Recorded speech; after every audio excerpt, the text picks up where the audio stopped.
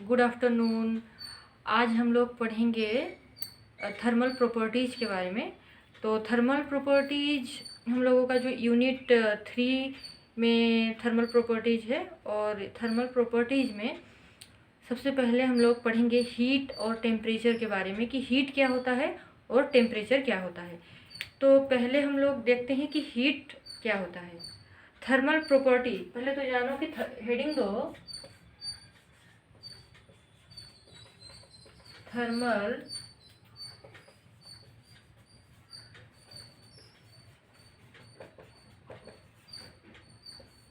Properties. ठीक है, thermal properties मतलब क्या?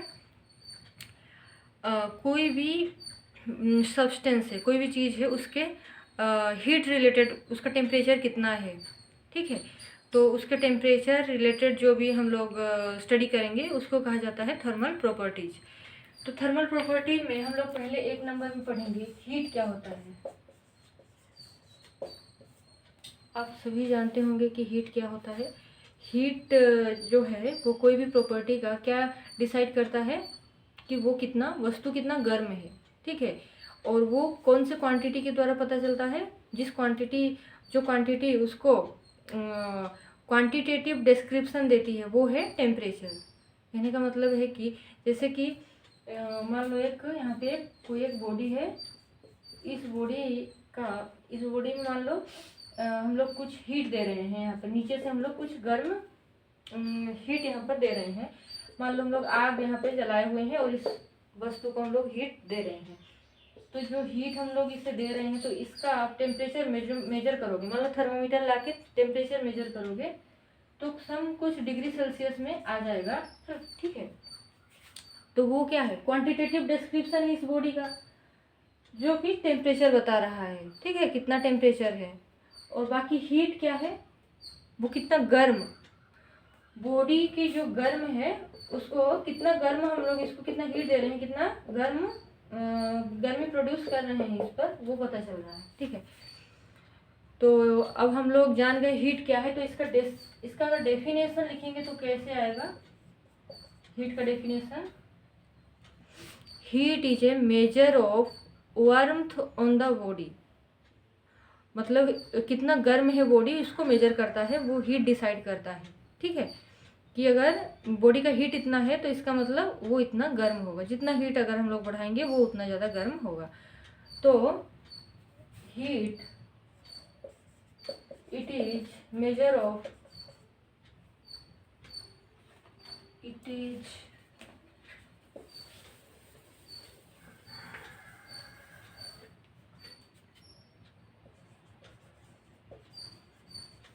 Measure of warmth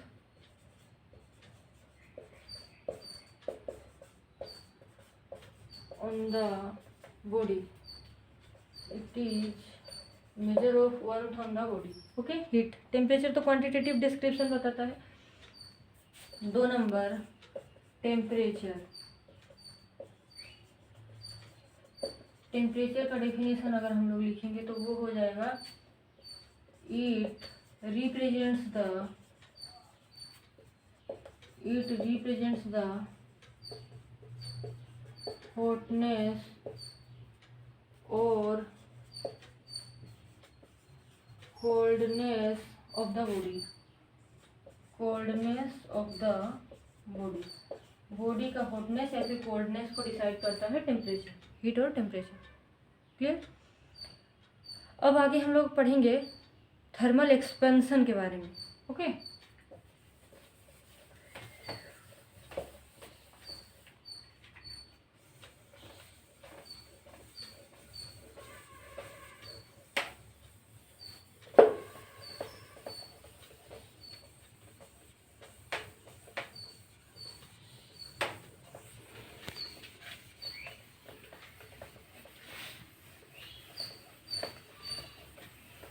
thermal expansion. Okay, clear?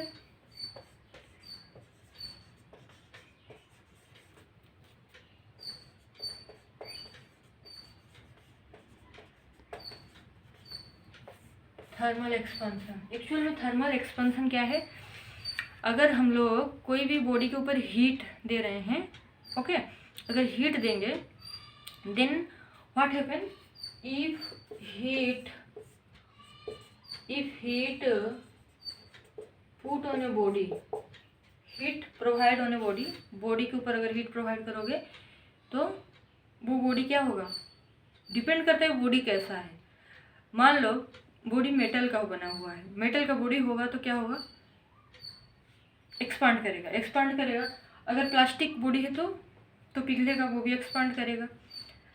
बाकी अगर लोहा है तो क्या होगा, बहुत टेम्परेचर देंगे तब जाके वो पिघलेगा, लेकिन ऐसे नॉर्मल टेम्परेचर में वो क्या हो जाएगा, वो सॉलिड ही रहेगा, लेकिन उसका जो टेम्परेचर है वो इंक्रीज करेगा। ठीक है, उसका कलर अलग हो जाएगा, वो जैसे हम लोगों का आँख का कलर होता है उसी तरीके से रेड कलर में कन्वर्ट हो जाएगा।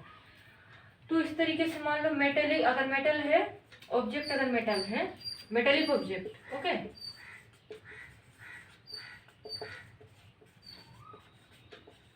मेटेलिक ऑब्जेक्ट, अगर ये ऑब्जेक्ट मेटेलिक ऑब्जेक्ट है और हीट प्रोड्यूस करेंगे तो क्या होगा, एक्सपांड करेगा। एक्सपांड मतलब क्या, बढ़ जाएगा, उसका जो एरिया है या फिर वॉल्यूम या फिर लेंथ, ये क्या होगा, बढ़ जाएगा। ठीक है, जैसे कि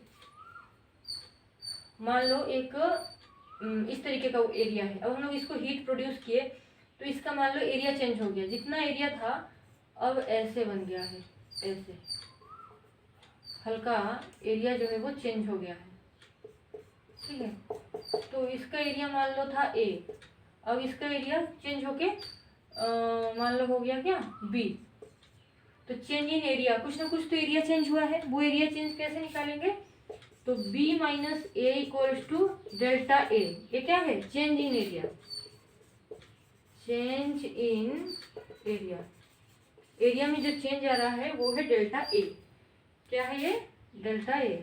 ओके, मान लो कोई ऑब्जेक्ट इस तरीके से है, क्यूबिकल शेप में है, और ऑब्जर्व करोगे इसका लेंथ कितना चेंज हो रहा है, वो तो एरिया ऑब्जर्व कर लिए। मान लो इसका इनिशियल लेंथ L है, अब इसको आपने हीट दिया, हीट देने के बाद चेंज हो गया, ये चेंज होके कैसे बन गया, इस तरीके का बन गया है। ओके, तो अब इसका जो लेंथ है वो हो गया है L plus delta L, change होके L नहीं रह गया, डेल्टा L इंक्रीज हो गया, तो कुछ लेंथ क्या हुआ, चेंज हुआ। तो वो चेंज इन लेंथ कैसे निकालेंगे हम लोग, वो चेंज इन लेंथ यहाँ पर L ऐसे कर सकते हैं, L plus delta L minus L equals to delta L। ठीक है, final length minus initial length कर दिए तो डेल्टा L क्या है, change in length, change in length, length में जो चेंज आ रहा है वो है डेल्टा L। तो अब बताइए, जो यहाँ पे जो चेंज आ रहा है एरिया में, लेंथ में, इस तरीके से वॉल्यूम में भी चेंज आ सकता है। तो सबसे पहले तो हम लोग लेंथ का देखेंगे। ठीक है, पहले हम लोग इसको आप लोग कर लीजिए, फिर हम लोग लेंथ का कंसीडर करते हैं।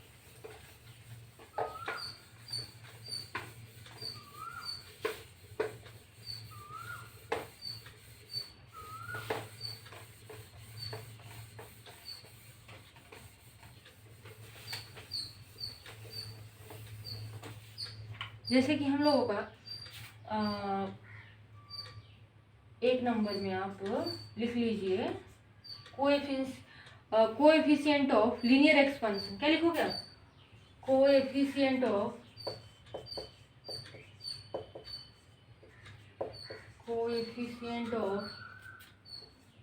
लीनियर एक्सपेंशन,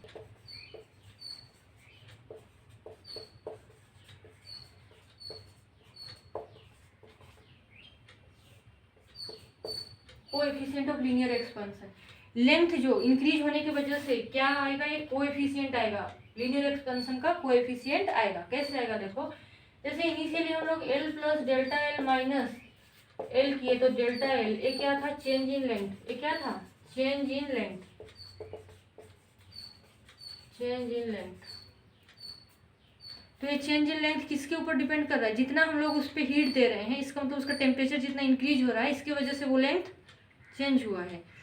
तो जो यहाँ पे delta L change in length, delta L change in length divided by original length, तो इनका जो डिवीजन है, फ्रैक्शन हुआ, क्या है, फ्रैक्शनल चेंज इन लेंथ, ये है फ्रैक्शनल चेंज इन लेंथ, और ये डायरेक्टली प्रोपोर्शनल है किसके साथ, जितना टेम्परेचर हम लोग उस बॉडी के ऊपर जितना टेम्परेचर दिए होंगे, मान लो डेल्टा टी टेम्परेचर दिए हैं तो वो directly proportional to delta T के साथ डायरेक्ट जितना टेम्परेचर देंगे उतना लेंथ चेंज होगा, तो directly proportional to delta T.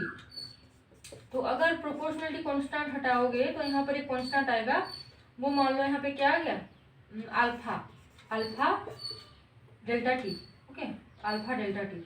तो यहाँ से आप ये जो अल्फा है वो क्या है, जो यहाँ पे प्रोपोर्शनलिटी कांस्टेंट अल्फा आया है वही है कोएफिशिएंट ऑफ लीनियर एक्सपेंशन।